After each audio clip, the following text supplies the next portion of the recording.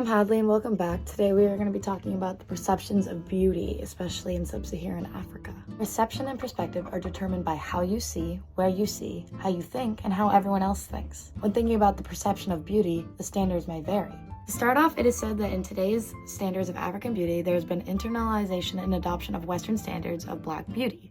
The visual perspectives put on the Black woman are spreading worldwide and have been for a while now. It's important to note that in Africa there are 5 divisions: Eastern, Western, Central, Northern, and South Africa. Not everyone in Africa is necessarily Black.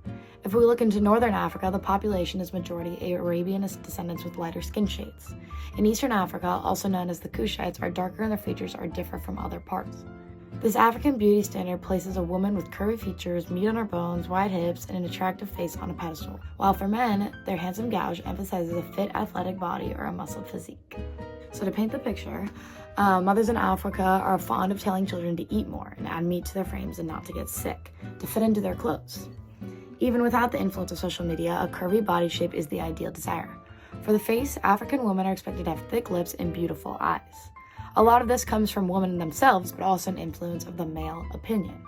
There are many African men that prefer or describe their ideal beauty as, fair-skinned, and so it snowballs into a big cycle. Rural men and women are more humble about looks. They aren't as picky and like no makeup on women. This is where there might be alternative areas and differing standards. In urban areas, there's more Western music, film, and culture, and this brings the idea of the common look, where ladies are thin with more Eurocentric beauty standards, rebellious to the standard, which would be the typical thick thighs, curvy bodies, and extravagant fashion. Although this can be seen as just part of their culture, it has led to some detrimental effects on the African population.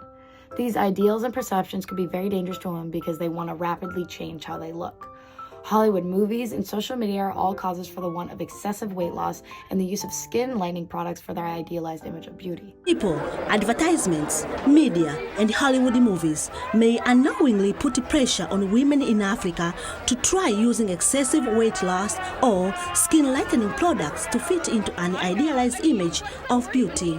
As I said before, men have a huge impact on how their preferences of women should look.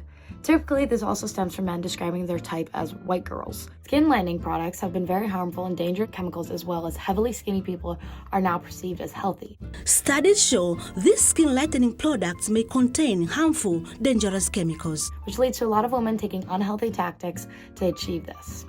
However, damaging your natural skin tone and developing eating disorders such as bulimia or anorexia is extremely detrimental and deadly, and what needs to be known is that people are structured differently and healthy looks different on different people. Now, to change the perspective, we're going to be looking at Sahrawi refugees and see their perspective and less of the Eurocentric ideals and more to the overweight ideals. An experiment was done with Sahrawi refugees to get an idea of how the people perceive this issue. The experiment used 175 random women and men. Half of the group had correct self-perceived body size, yet the other half wanted to change in the way they looked, or an extreme change of weight. For some background, the Sahrawi refugee population has been settled in the Algerian desert for decades.